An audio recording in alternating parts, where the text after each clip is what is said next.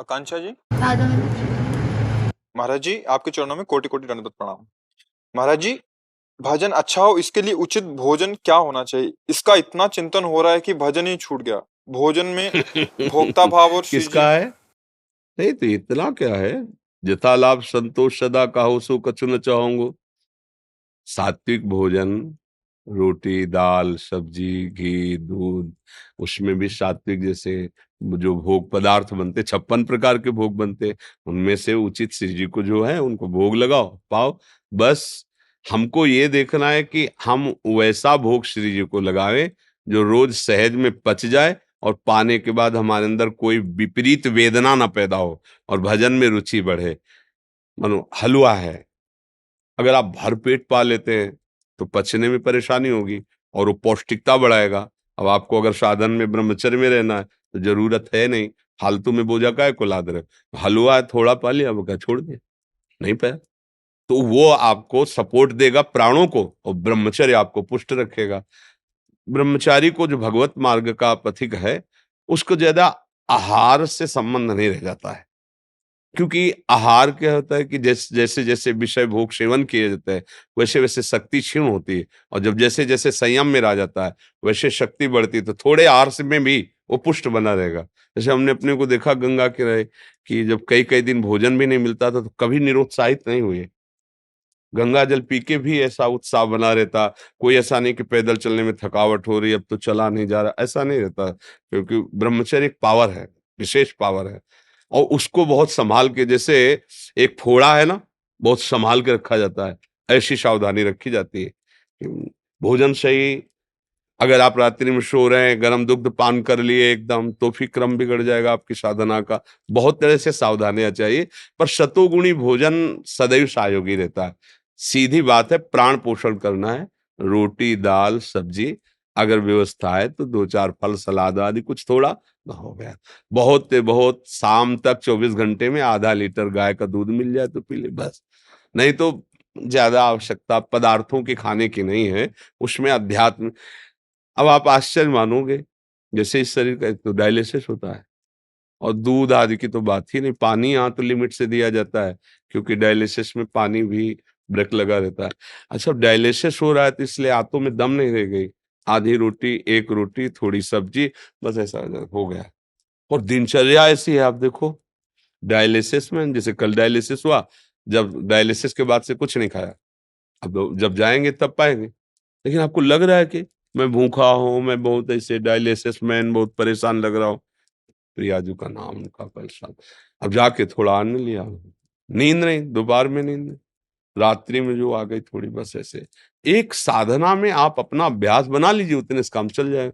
जैसे हमें कुछ ना मिले अभी से लेकर शाम तक, तो कल के सत्संग को ऐसे नहीं सुनोगे कि राधा वल्लभ लाल की जय, ऐसे नहीं सुनोगे वैसे ही दहाड़ करके वैसे ही। तो अब आहार के लिए जैसे जिभ्या है, ये मांगती महंगी पाऊं, पिज्जा पाऊं, बर्गर, क्या कहते हैं ये सब है, बर्गर। हाँ, हाँ हम तो बर्गर बरगला दिया सबको अब ये चीजें साधना में तो ठीक है नहीं, अब ये बाजारू चीज गोलगप्पा ये वो सब ऐसी भजन में मन नहीं लगेगा। रजोगुण, चुपचाप अपने घर की रोटी दाल भोग लगाओ और पाओ। कभी थोड़ा मीठा का मन, हलवा बना लिया, खीर बना लिया, घर में औट करके दूध को थोड़ा चीनी डालकर खोए को भोग लगा दिया, पेड़ा बना लिया, ऐसे सात्विक जीवन तो भजन बनेगा। होटल से आ रहे हैं मन करके तो फिर रजोगुण चढ़ेगा, रजोगुण की भावनाएं आएंगी, और कहीं फिर गंदा आहार जहां बनता है वहां से भोजन, तब तो भजन में मन ही नहीं लगेगा। आहार का बहुत बड़ा प्रभाव होता है। सीधी बात है, प्राणों का पोषण करने के लिए आहार देना है, और हमारा जीवन संयम पूर्वक अगर निर्वाह करना है पूरा, तो बहुत भोजन के लिए सावधान रहना है। भोजन ही बुद्धि भ्रष्ट कर देता है और भोजन ही उठा देता है। अगर आपका सात्विक भोजन है, सात्विक भोजन का तात्पर्य होता है, एक तो जो निषेध है वो तो बिल्कुल नहीं, और जैसे आप खीर पूड़ी रसगुल्ला ये सब चीजें हैं, अगर ये उचित पाए तो सात्विक रहा है, सात्विक, लेकिन ज्यादा हो गया तो रजोगुण, और ज्यादा हो गया तो तमोगुण, वही तमोगुण हो जाए। मतलब खीर है 2 लीटर 3 लीटर पी लिया, भजन होगा तुमसे? बार बार पेट में गुर गुर ऐसे भजन थोड़ी होगा, ना बैठ पाओगे ना चिंतन। अच्छा, जब वो 3 लीटर अपने पदार्थ को, और जब शक्ति बढ़ाएगी तब मन, तब मन भागेगा संसार की तरफ। हमको उतना ही पावर चाहिए जितने से हम परमार्थ में चल सके। अधिक पावर, जैसे मान लो आप व्यायाम कर रहे हो, आपको युद्ध करना है, आपको उस तरह, उसके लिए आपको चाहिए। अगर आप जैसे साधना कर ली, भजन करना है, तो फिर उसमें लिमिट चाहिए। या तो भाई 1 लीटर दूध पिया और 100-200 दंड बैठक खूब मारे हो, आसन में बैठे तो पच गया। नहीं तो ऐसे दिन में कोई काम है नहीं हो, ऐसे दूध खीर रबड़ी रसगुल्ला, तो मन फिर संसार की तरफ जाएगा। संयम बहुत आवश्यक है आहार का, और सतोगुण आहार हो, वो भी थोड़ा, जितने से हमारा शरीर का पोषण हो जाए। साधक के लिए, गृहस्थ के लिए भरपेट भोजन पाओ, पवित्र भोजन पाओ, क्योंकि दिन भर मेहनत करनी पड़ती है। अगर उसमें हुआ कि वो मूंग की दाल और 2 फुल्का, तो बेचारा कैसे काम कर पाएगा गृहस्थ के लिए। लेकिन जो वैराग्य भाव से, ब्रह्मचर्य से चलना चाहते हैं, उनके लिए बहुत सावधानी की जरूरत है। बेकार में बोझा पेट बढ़ाने की जरूरत नहीं है। उचित भोजन, एक बार वो भोजन के विषय में चर्चा सुनाई थी ना, 400 ग्राम 400 ग्राम अन्न प्राणों के लिए पर्याप्त है। मैं दाल रोटी लगा के 400 ग्राम है, 400 ग्राम, यार एक झटके में 400 ग्राम तो खीर पी जाएंगे, एक झटके में पी जाएंगे। तो आप समझो, एक ब्रह्मचारी को आजीवन ब्रह्मचर्य रहने के लिए मात्र 24 घंटे में 400 ग्राम अन्न की जरूरत है। अगर उतना अन्न 400 ग्राम पहुंच गया, 2 विभाग करके 200 ग्राम, देखो तेजों में चेहरा रहेगा और भजन परायण रहोगे। पर अब भूख बढ़ रही है, विषय सेवन बढ़ रहा है, भक्षाभक्ष का विचार छूट गया है, जो मिले जैसे मिले, तो देखो बुद्धि निकृष्ट होती जा रही है। ये ऋषि त्रिपाठी जी, महाराज जी राधे राधे, आपके चरणों में कोटि कोटि प्रणाम। महाराज जी, हम आध्यात्मिक मार्ग पे चलते हैं, आगे बढ़ते हैं, नाम जप करते रहते हैं, फिर किसी कारणवश हम इस मार्ग में से विचलित हो जाते हैं। फिर खुद को विश्वास ही नहीं होता कि हम वही व्यक्ति हैं जो खुद कुछ दिन पहले वैसा करते थे। असल बात, विचलित आप नहीं होते, विचलित करने वाले को अपने आप में मिला लिया है। विचलित करने वाला मन और इंद्रियां हैं, और आपने इतना प्यार कर लिया मन इंद्रियों के कि उनकी हर गलती को आप अपने में ले लेते हैं। आप थोड़ा अलग होइए उनसे, आप अलग हैं, केवल ममता थोड़ी कम कीजिए, इतना दुलार मत कीजिए मन इंद्रियों को कि आपको संशय में खड़ा कर दे कि पता नहीं मैं परमार्थी हूं भी कि नहीं हूं। ये मन बुद्धि की खेल है, मन बुद्धि की चाल है। थोड़ा उनसे अलग होइए और सत्संग के वाक्यों के द्वारा उन पर शासन कीजिए, परमार्थ से कभी हट ही नहीं पाओगे।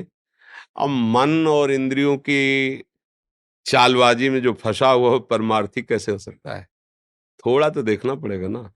बहुत नीच प्रवृत्ति का मन है, और ये कभी सुधर नहीं सकता बिना शासन के। भी बात ध्यान रखना, एक राजा ने, उदाहरण के द्वारा समझते हैं, एक बकरा मंगाया और प्रजा को आदेश कर दिया, जो बकरे को तृप्त करके लाएगा उसको मैं जितना धन मांगेगा दे देंगे। घाव के सब, बकरा कोई हाथी थोड़ी है, उसको पवाना है। क्या पाएगा? मेवा मिष्ठान जो भी पाएगा, जो मांगेंगे राजा देगा। सुबह से शाम तक खूब खवाया, खवा पिया के ले गए।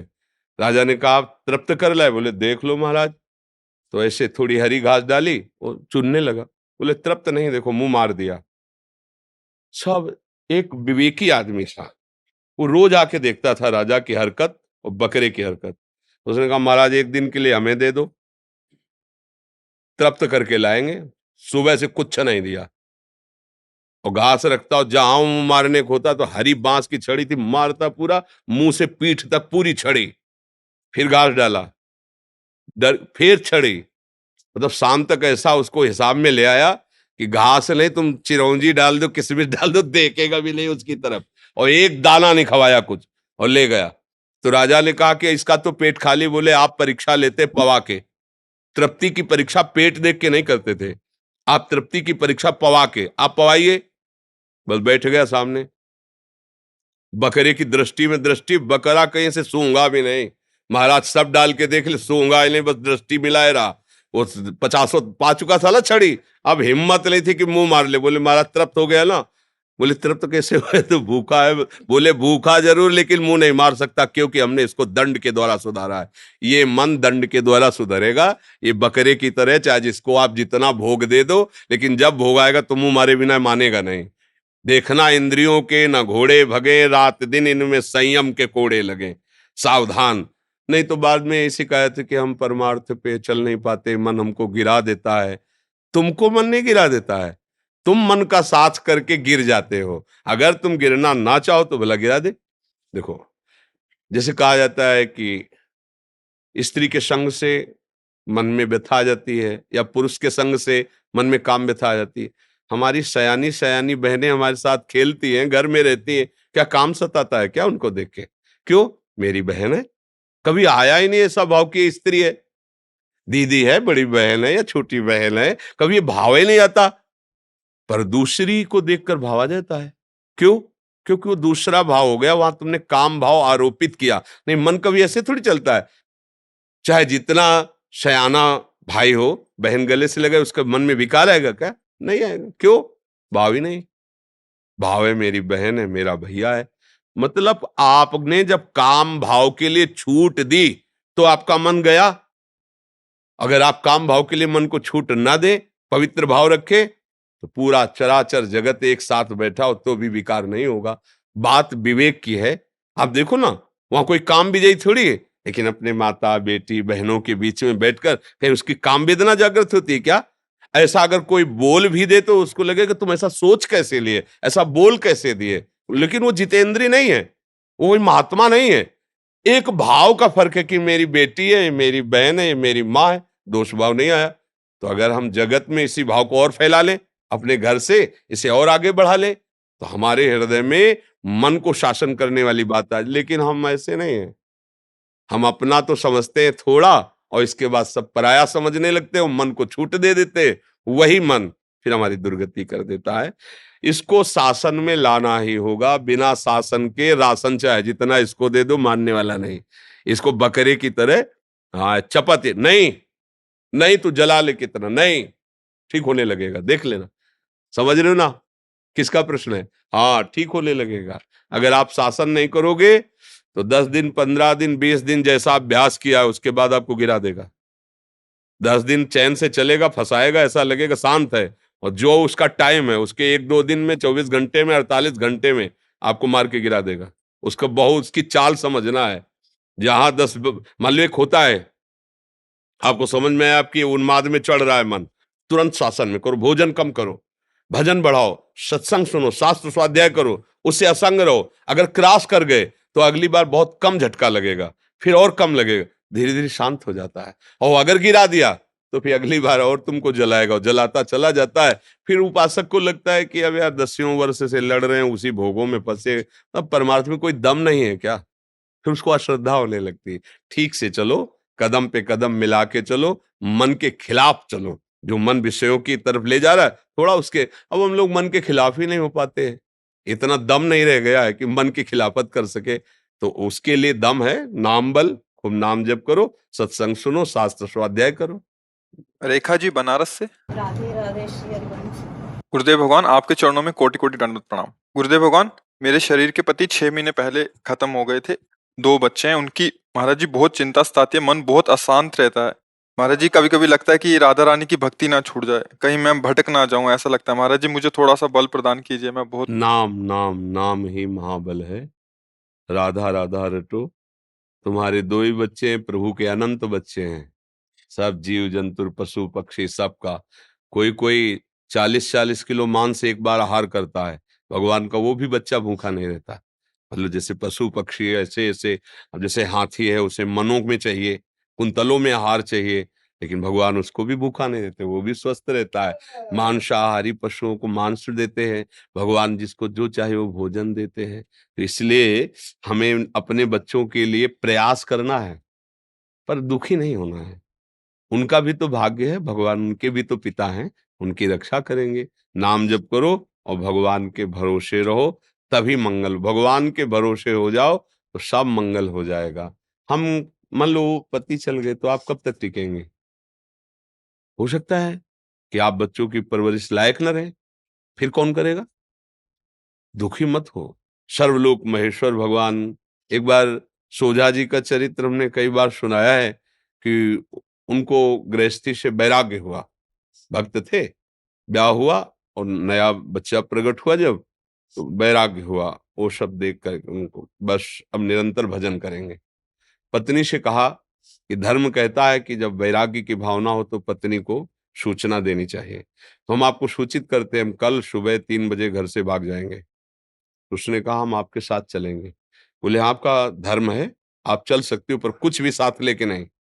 जैसे हम कष्ट में जीवन व्यतीत करेंगे वैसे होगा। हाँ, चल पड़े। अंधेरा था, वो पीछे पीछे थोड़ा कदम, तो उन्होंने कहा कुछ लिए हो क्या पीछे? तो उनका पुत्र को ले, कहा था कुछ नहीं, पुत्र को क्यों लेके आई? नवजात बालक को गोदी में।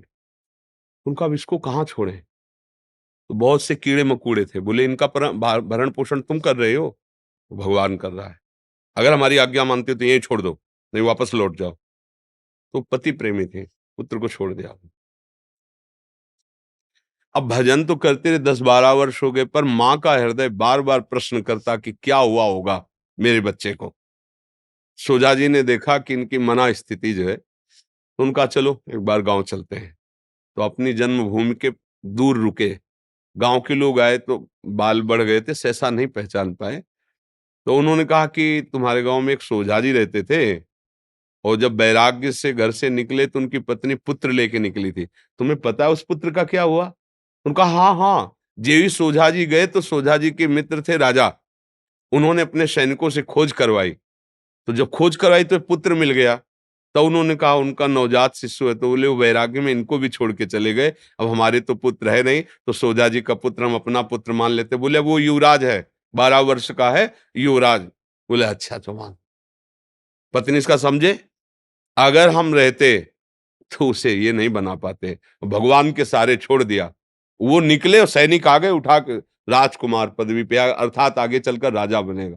भगवान के भरोसे हो जाओ, वो अनंत ब्रह्मांडों का भरण पोषण करे। हम लोग तो जीव हैं, अपने लोग थोड़ा अज्ञान से युक्त है कि हम नहीं कमाएंगे तो कैसे चलेगा, हमेशा नहीं। अरे भगवान सबका भरण पोषण करते हैं, उन पशु पक्षियों का करते हैं। देखो जिनके इतने बड़े बड़े पेट हैं, आहार हैं, और कितने सुंदर सुंदर पक्षी है। अपने लोग तो वो सब लगा लोगों के गाल चिकने करते हैं, वो पेस्टो वेस्टो जैसा आता है, क्या कहते हैं उसे, क्रीम वीम ऐसे लगा के। और पशुओं को, पक्षियों को देखो एकदम ऐसे नीला लाल, ऐसे कितने रंग बिरंगे पक्षी, कैसा भगवान श्रृंगार किए हुए। भगवान के भरोसे रहो, भगवान का आश्रय ले लो, सुखी हो जाओगे। बात अंदर से मान लो, ये दुख नहीं होगा। हम लोग कब कब तक ये नाशवान शरीर है, मान लो अभी आपका, फिर बच्चों का क्या होगा? आप निश्चिंत रहो, वो भगवान है, वो आज तक कभी ऐसा नहीं हुआ, वो अनाथों का नाथ है। आप जितना सुख नहीं पहुंचा सकते उतना वो सुख पहुंचाते हैं। और जब तक अहंकार रहता है तब तक लगता है कि मैं कर रहा हूं, जब अहंकार गलित हो जाता है तो दिखाई देता है कि वही विश्व ब्रह्मांड में उसी का सारा खेल चल रहा है। केवल हम अज्ञान से समझते हैं कि अगर हम अपने परिवार का भरण पोषण न करें तो परिवार मर जाएगा, लेकिन जब वो मर जाता है तो अच्छे से परिवार का भरण पोषण होता है, थोड़े दिन शोक रहता है, फिर वैसे ही सब। तो इसलिए सावधान रहो, नाम जप करो, भगवद आश्रित रहो, भगवान सबका भरण पोषण करते हैं, तुम्हारे बच्चे का भी भरण पोषण वही करेंगे। अंतरा जी, राधे राधे। राधे राधे महाराज जी, आपके चरणों में कोटि कोटि प्रणाम। महाराज जी, हम भक्ति मार्ग में चलने की कोशिश कर रहे हैं श्री जी की कृपा से। महाराज जी, भजन क्या है, भजन का स्वरूप क्या है, भजन हो रहा है कैसे पता चलेगा, अगर भजन हो रहा है तो उन्नति हो रही है तो कैसे पता लगेगा? भजन भजन का स्वरूप है तदर्पिता अखिलाचारिता तद्स्मरणेन परम व्याकुलतेत।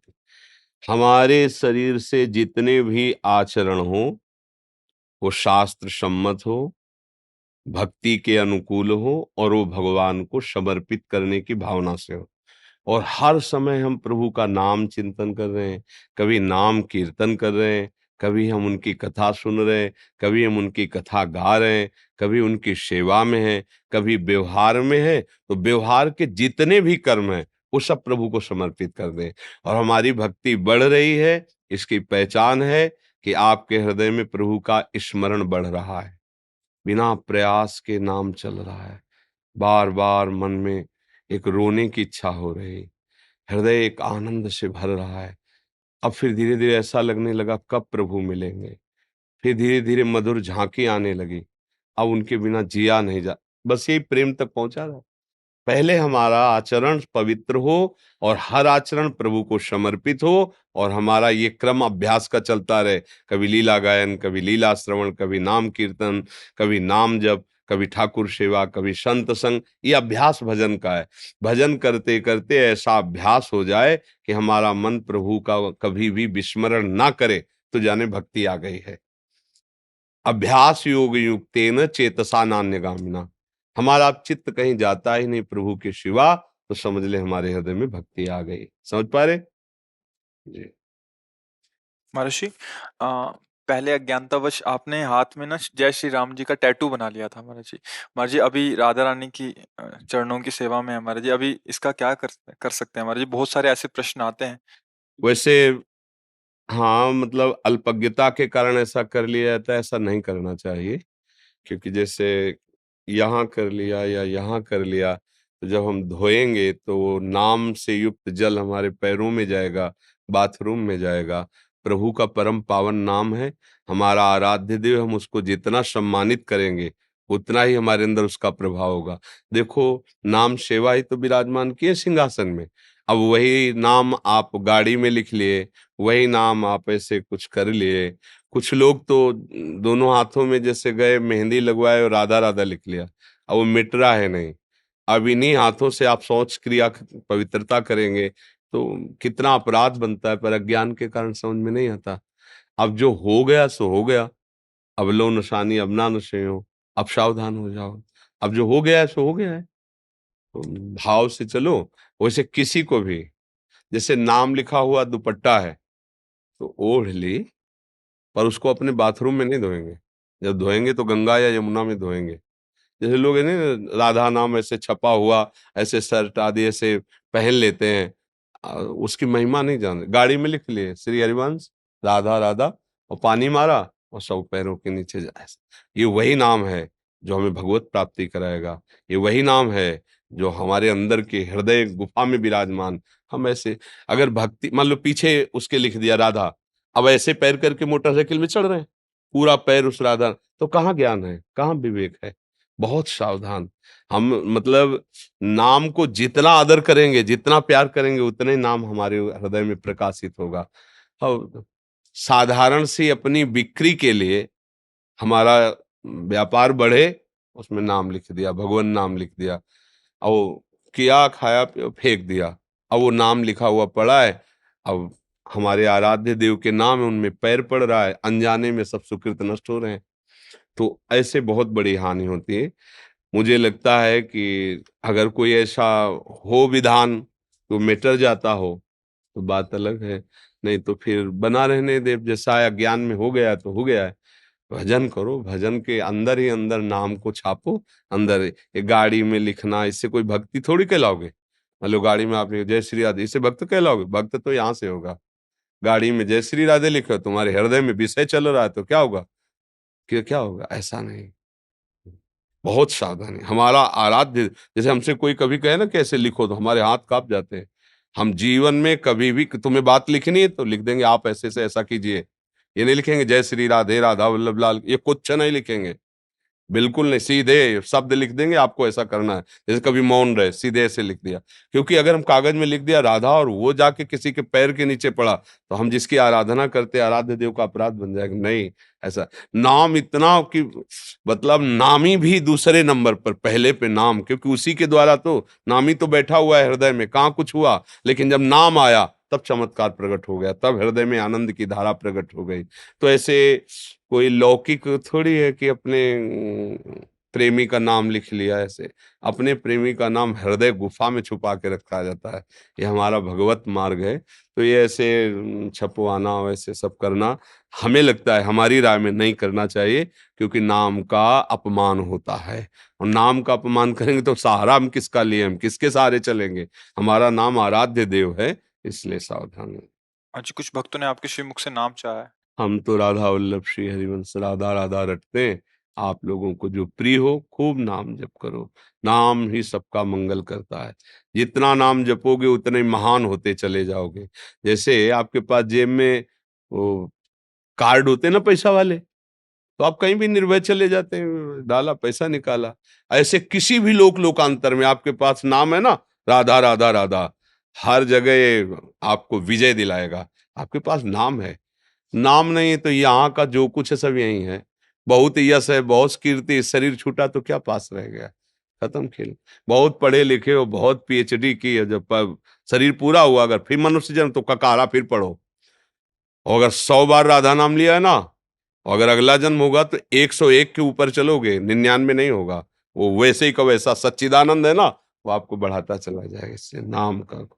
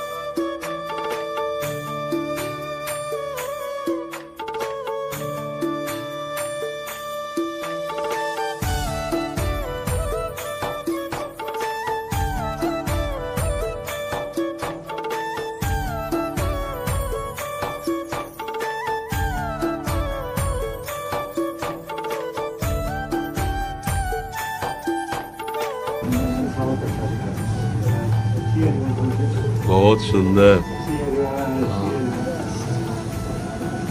अभिषेक कर लेना, इनसे पूछ लेना दूध दही आदि से। बहुत सुंदर। जय जय जय जय। बहुत